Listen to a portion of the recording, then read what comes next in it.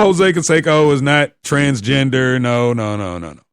But according to an interview he did with TMZ, he wants to show the world that he actually stands with Caitlyn Jenner. And to prove it, he's going to live life as a woman for a week. Full makeup, dresses, everything. But as I said, of course, it has to do with attention. He's doing it for his internet reality show, Spend a Day with Jose, which follows him around as he plays golf, softball, poker, bowling, and this time as a woman. And he says he's really going to do it. Now, I don't know if I'm going to be tuning in to what's the show called, Spend a Day with Jose, because I think Jose is a bum. I mean, if Shaq thinks Pip is a bum, I definitely think Jose Canseco is a bum. But I don't know if I'm going to be tuning into that. I really don't get down with the internet. I don't even do reality, my own reality, because I don't think some of the folks that all into this reality TV, I don't think you all could live in my reality, and that's real. And here's the other story. I was telling you that a bodybuilder has found inspiration through Caitlyn Jenner, and Matt Krozlowski is now living as a woman. Now, this dude is ripped up. He won the WPO powerlifting middleweight championship at the Arnold Schwarzenegger Classic. But he's now living under the name Janae Marie. This is unbelievable. Again, what have I been? And I think Mike passed on the again thing to me from Dominique. I got to stop saying again. But this is unbelievable. I mentioned earlier that the world is ever changing, whether we're ready or not.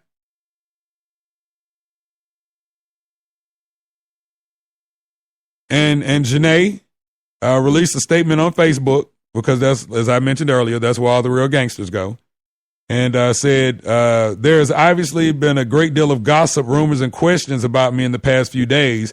To put them to rest, yes, I am transgender, gender fluid. First, I would like to be clear that I had planned until my sons were out of high school before I publicly came out about this. As that no longer is an option, I will address it now.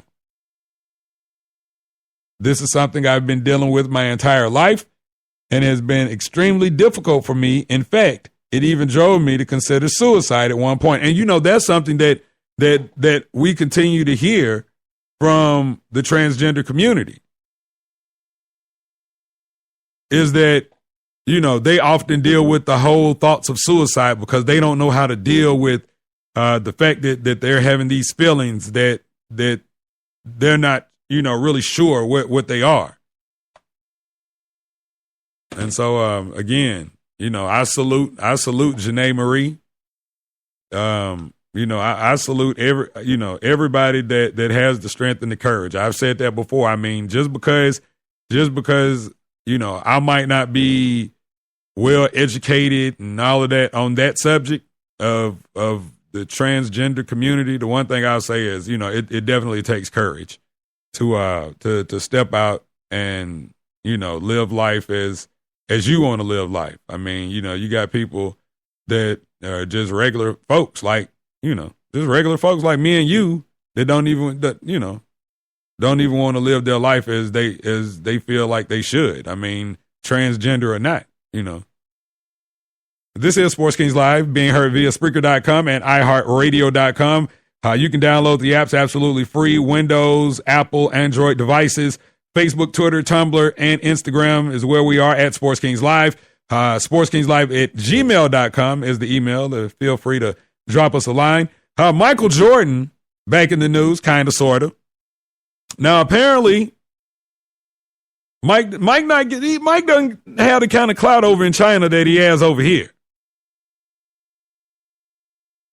Now, he took a Chinese footwear company named Kyodan Sports Company to court in 2012. Why did he take a company called Goodell Sports Company, the court? Well, in Mandarin, the word Goodell means Jordan. And the shoes even feature a basketball player on the logo. It's not the jump man. Looks more like somebody dribbling. But nonetheless, Michael Jordan felt like this was a trademark, infringement because, if you hear Chinamen speaking about a pair of shoes and they're like, oh, I got the new Goodens. You like, oh, you got the new Jordans? I mean, I could see where it could be a dilemma if you're Michael Jordan. But anyway, he ended up losing the case. And the Goodell Sports Company will continue to make their product. And according to the courts, there was insufficient evidence to prove that the trademark referred to Michael Jordan. Because basically what they're saying is that Michael Jordan's not the only person named Goodell. It could be Montel Goodell or Barbara Goodell or Goodell Farmer. You get what I'm saying? Or I got a cousin, Goodell Fowler. There's a lot of Jordans out there, right? Wasn't that was Bernie Mac's nephew's name on the show? Goodell.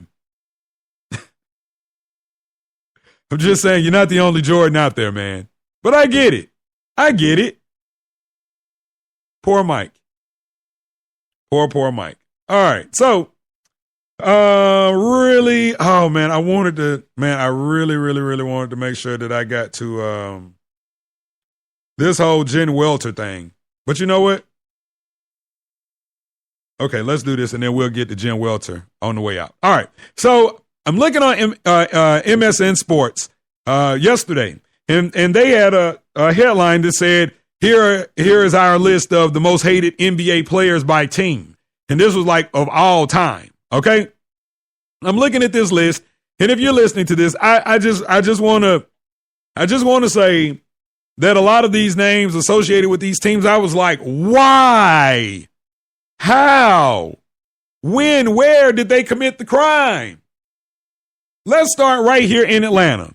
The most hated player of all times that wear a Hawks uniform, according to MSN Sports, is Josh Smith. How is that possible? In Boston, Paul Pierce. And this is not by the home crowd. This is just, by other teams, by other fan bases. Why would anybody hate Josh Smith, right? If I'm playing the Hawks, or if I'm playing the Clippers or the Rockets, if I'm the opposing fan, I'm rooting for Josh to hoist up those threes. Shoot it! Shoot the J! That would be me all day. Charlotte, the Hornets, Alonzo Mourning. Now I could get that.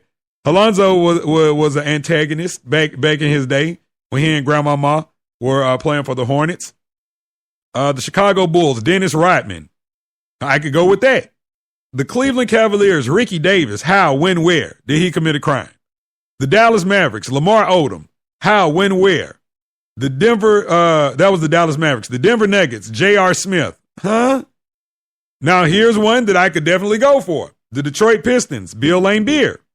Okay, Bill Laimbeer might be the most hated dude in the whole NBA ever. And I can go with that. And Coop is right. The most hated dude ever probably would be Danny Manning. Screw Danny Manning. But Dominique got that damn statue outside of Phillips Arena, though. That's right. Golden State Warriors, Latrell Sprewell. I could definitely go for that. The Rockets, they selected Ron Artest. And I was like, did y'all just not do enough research? Ron Artest, why? The Indiana Pacers, another one I could go for, Reggie Miller. The LA Clippers. Again, I don't get these. Corey Maggette. Why? Because he was terrible? The Lakers, Kobe Bryant, unanimous selection. Here's another one. Got me scratching my head. The Memphis Grizzlies, Antoine Walker. Why? Or were you just searching? Like, why couldn't it be Tony? Right? I think Tony could be the most hated Grizzly. He talks a lot. The Miami Heat, of all times, is LeBron James. You got to be kidding me. Well, I guess because he bailed on him. So maybe. Milwaukee, Ray Allen. How, when, where? He was Jesus back then. The Minnesota Timberwolves, Kevin Garnett. Again, one I could go for. The Brooklyn/New Jersey Nets, Steph Marbury. I can say whatever. New Orleans. Now, this is kind of crazy because when Chris Paul played for New Orleans, they were the Hornets. But, okay, so I guess this is technically the New Orleans history, so that would be the Pelicans. Chris Paul is the most hated. And they have a young organization, so, okay. The New York Knicks, John Starks. Okay, this is one I could go for. But I think there might be a few other guys in that New York Knicks organization that you could have gone for. Like, what about Charles Oakley? What about Anthony Mason? God bless his soul. I'm just saying. These were the guys that were really out there throwing bows and fisticuffs. Gary Payton for the Thunder/Supersonics. Orlando, Shaquille O'Neal. Most hated maybe because he bailed on them as well. Philadelphia, Allen Iverson. Okay. Phoenix, Robert Horry. Why? I don't get that. Robert Horry started his career in Phoenix, but Robert Horry ain't ever do nothing to nobody. Maybe as a Laker or maybe as a Rocket, you might hate him because he hit those big shots, or with the San Antonio. The Portland Trailblazers, Rasheed Wallace. Okay, I can go for that. The Sacramento Kings, Vlade Divac. Why? I don't get that one. The San Antonio Spurs, Bruce Bowen. Head scratcher. Toronto, Vince Carter. Yeah, well, I'd hate Vince too if he was always out there dunking on me. The Utah Jazz, Karl Malone. Again, I can go for that. And then finally, closing out the list of the most hated NBA players by team, Gilbert Arenas for the Washington Wizards. You know, there's a lot of people hate Gilbert Arenas, not just fans. There's some women out there don't like him either. Completely different story, though. All right, so we'll go ahead and mention this real quick to set up tomorrow's show. And it's in regards to the Arizona Cardinals, who have hired Jen Welter to coach inside linebackers through their upcoming training camp and preseason. The Cardinals say Welter is believed to be the first woman to hold a coaching position in any kind in the NFL. Welter played running back and special teams in 2014 for the Texas Revolution of the Indoor Football League, becoming the first woman to hold a non-kicking position for a men's professional sports league. And, she goes on to say she was honored and she was the linebackers and special teams coach for the Revolution last year. And the general manager for the team, I had no idea, was Tim Brown, NFL Hall of Fame inductee. He's going in a couple of weeks. Had no idea that he was working with this Indoor Football League thing. So I guess, he was able to open that door for her. And Bruce Arians actually welcomed her into the organization, and she's very excited. And for everything I'm hearing, the team is very supportive. That Bruce Arians actually went to his players and got their thoughts about actually making her a coach on the team, and they were all supportive. And she has a PhD in sports psychology, which, in my opinion, could play a major role in her ultimately being successful as a coach. Now, will she go through the ranks as a position coach to a coordinator to a head coach? That's yet to be seen. But it makes for a great story. And tomorrow we'll talk more about it because I'm interested to get everybody's opinion. I mean, because it's one of those things where it's new, and when anything is new,